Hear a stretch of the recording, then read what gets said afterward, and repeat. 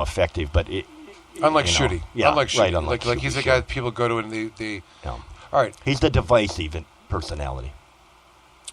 But there's the party. The Republicans don't, vote off party even if they hate the candidate. I mean, but all right, putting that aside for a second.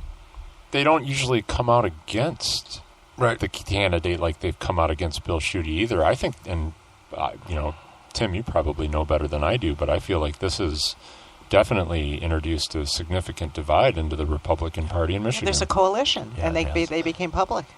Well, that's correct, and these are, moderate Republicans or whatever term you want to use. However, there's one individual named Richard McClellan. This guy is a powerful man. He's been pulling strings for a long, long time, and he was really, him and John Engler were very, very, very, very tight years ago as to whether, and oddly enough, he actually claimed at one time to be the creator of the Michigan Medical Marijuana Act because he worked for the same law firm, Dyke & Gossett, that had wrote it, and then he started to take credit. Well, it was his law firm. I wrote the law. That was nonsense, but again, very much of an insider, very savvy, and he is on this part of this group of Republicans supporting Gretchen Whitmer. Why would he do that? Well, he likes power, and he thinks that Gretchen is going to win. And Gretchen is no wild-eyed radical either. So she's not a radical? I don't think she is. I mean, she absolutely isn't. I don't believe so, and I don't feel that that there's an intensive group that hate her. Now, some people hate Dana Nessel. All right, that's a horse of a different color, but not Gretchen. Let's talk about it for a second. But let me ask you, but it is odd because Republican, like usually in politics, there's things you can usually count as the Republicans not bad-mouthing each other. That's usually an automatic. Mm-hmm. Very, very voted, and I think that's the strength of politics. But it's interesting that it would be based on the, we've talked about this in the past. He is a divisive guy. I opined at one point that the only reason the Supreme Court was so unified on some of these opinions was because it was less of a ruling on the particulars of the MMA as it was the significance of not letting the Attorney General's office influence the legislature and effectuate judicial outcomes. Too much power grab. And we got to put this to the end and really give the benefit of the doubt.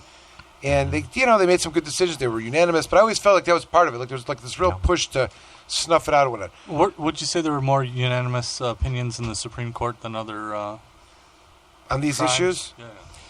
Yeah. On the major issues, they've been pretty unanimous. Very little, But anyways, all right. So, Schuette divisive. I'm still amazed by Kelly made that thing. It's his last hurdle where he said Bill Schuette refused to. Everyone it's known. Like we say it. I've been talking about it for 9 years, 400 episodes or more. But at the end of the day, they themselves acknowledged that he was bad for the implementation of the MMA. I mean, where would you put Kelly in the party compared to Schuette? More central, obviously, or Kelly? Yeah, he. I would say I'm not deeply impressed by him, to tell you the truth. I've met him a couple times. He seems like kind of a weak personality, frankly. Sure. And he's young, and he was handpicked by Snyder because Snyder knew Kelly would not give him any trouble, and in turn, he was to some degree set up to be, lieutenant governor and then governor, but he's not. When I met the guy, this is a true story. When I was up at the GOP leadership conference on Mackinac, there was this whole thing about whether Kelly is going to announce or not, for governor. And he didn't, but he had a special gathering at some bar, and Snyder walked in, and they had pictures were taken, and Kelly did nothing but play on the keyboard with his band. Now, I'm not making this up. Okay, I mean, I was a little shocked. People were expecting to hear something substantive from the guy, but it wasn't. He's a fundamentally a weak personality. That's how I see it. And Michael, you brought up a point about, again, one of the other points of resentment that the party has, especially in the legislature, is when Schuette would try to interfere in the affairs of the legislature. They don't like that. These guys got big egos. Who are you? He introduced a bunch of legislation. There's 24 bills. Yeah. Like that really, fired up. We had a bunch of public hearings, people screaming and yelling. And they, a lot of people worked really hard behind the scenes, in front of the scenes, right? It was, could have been a lot worse, right? Yeah. Oh, absolutely. And of all the things that came out of it, because as much of whatever came out of it, the best argument was the legislature did not undo caregiving.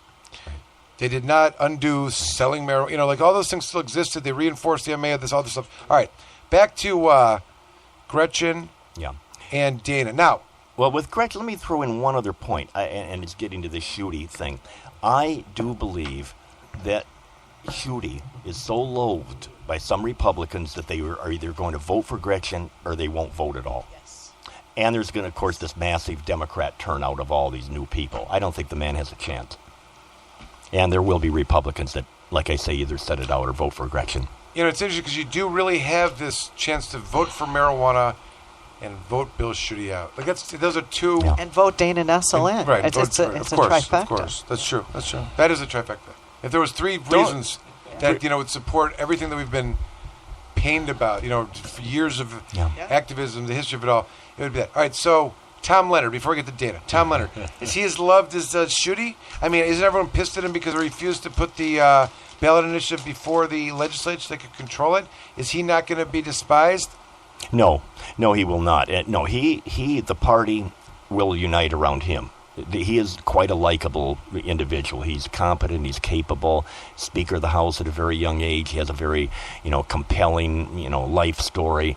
That they had this miracle baby that they weren't supposed to. It was never supposed to happen. And I actually saw the first evidence of a Leonard campaign. It's a billboard on I-131 on the west side of the state, and there's a picture with Leonard, his beautiful wife, and the sweet little baby.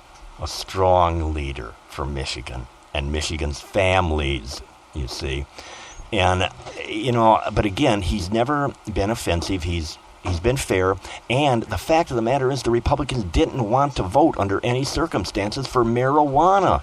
He did the right thing. There was no enthusiasm, in the House to take a vote on that. They'd rather just let the darn thing go to the voters. That was the creation of Arlen Meekoff and Rick Jones and some of these other, more cynical, type people. Sure. And that's what's happened. So, no, there's not going to be any blowback on that that I can see. And they will rally around Leonard. And, of course, they're playing this card, this radical card a little bit we were talking a little bit about before the show.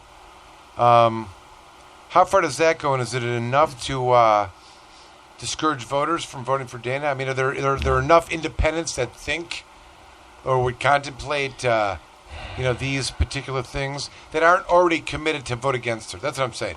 I mean, are any of these things coming out going to... Look, there's people that are never going to vote for because they're Republicans, right? There's people that are committed to voting for... Right. Who are the people that... if we took a vote right now, you'd think she'd win, right? Because based on the turnout at the... Well, that's what the polling numbers do indicate, and I was a little surprised that she had that type of lead. But then again, maybe not, because, again, there's not... too many people really know. There were a lot of one. undecideds in that poll. Yeah. I think about 12%. Yeah.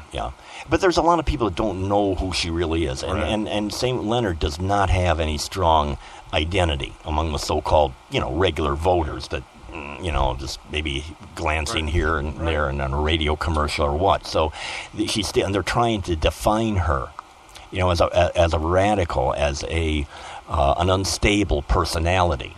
Someone who has poor judgment, someone that cannot be trusted to have that kind of power. Somebody will just go off the wall. And of course, they talk the code words that she hates men. Now, what do you think that means?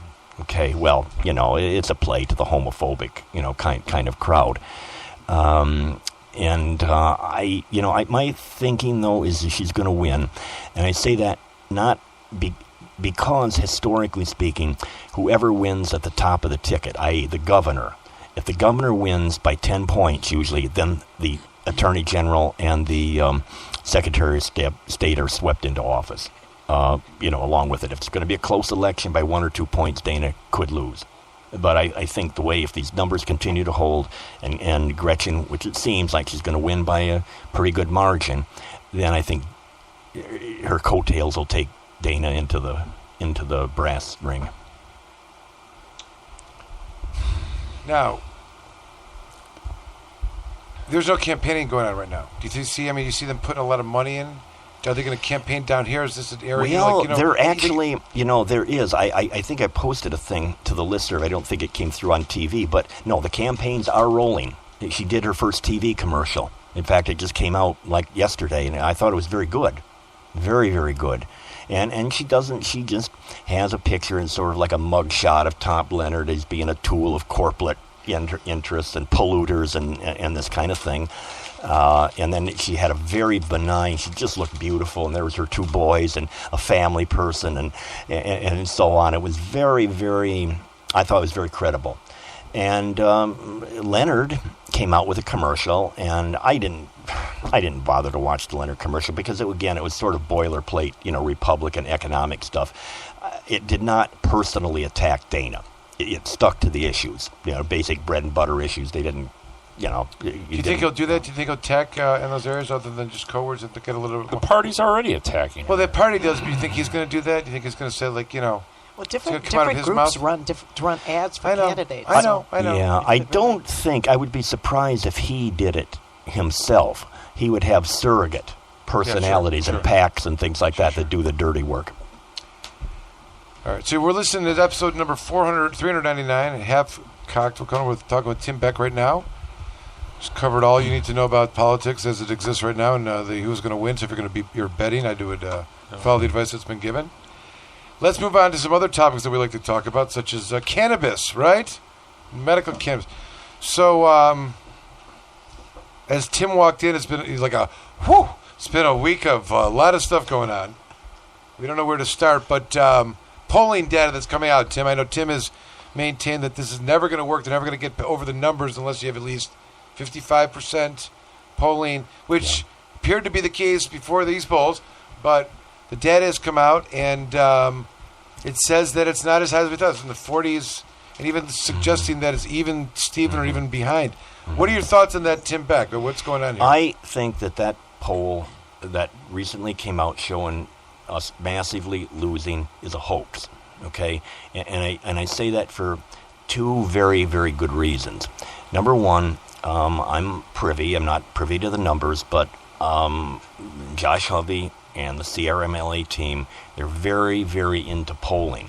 And the most correct poll you're ever going to get is what's called an internal poll. When it's your own organization, you're not looking to propagandize. You want the truth. You want to know real numbers, and you do whatever it takes to find those real numbers. He says that their internal polling is indicated this 50s, low 60s, all the way. The other thing that makes this believable is the Detroit News and WDIV commissioned a poll. Now, the Detroit News is no fan. I mean, historically speaking, they have not been fans of marijuana or legalization or any of that. Nor is WDIV.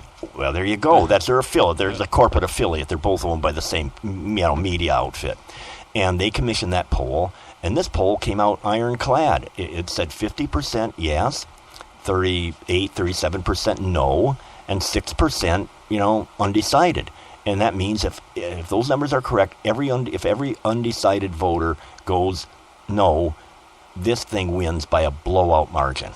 It's a blowout win. And I don't see any reason why the Detroit News or WDIV would want to, put something like that out. I don't think there's any motive except here's the truth. This is the reality. That's my gut feeling. And again, I do believe Josh Hovey. I do not believe Josh Hovey is lying about their own internal polling.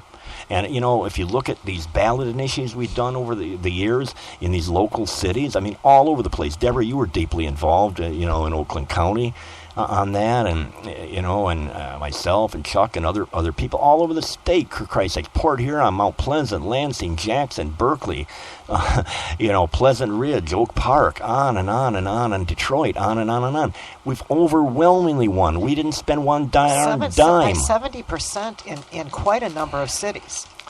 We did 65% Detroit. I was going to say the smallest margin was, what was it, Berkeley, I think, by 53. Yeah. So that was the smallest margin. Everything else was high 60s, 70%. So we know that this is... Well, Port Huron, we won Port Huron with maybe by about 1 point. That was close. Yeah. And Lapeer lost by 6 votes. By 6 votes. Even by 6 votes. And that's a pretty conservative area out there. But your areas around the big cities, yes. And in Oakland County, and you have to look at where populations are concentrated too. So if you're pulling... With Oakland County being such a large population, you're pulling huge margins in Oakland County. I would have to think that this proposal is safe to win. Yeah. I'm not really, I'm not a conspiracy theorist. I really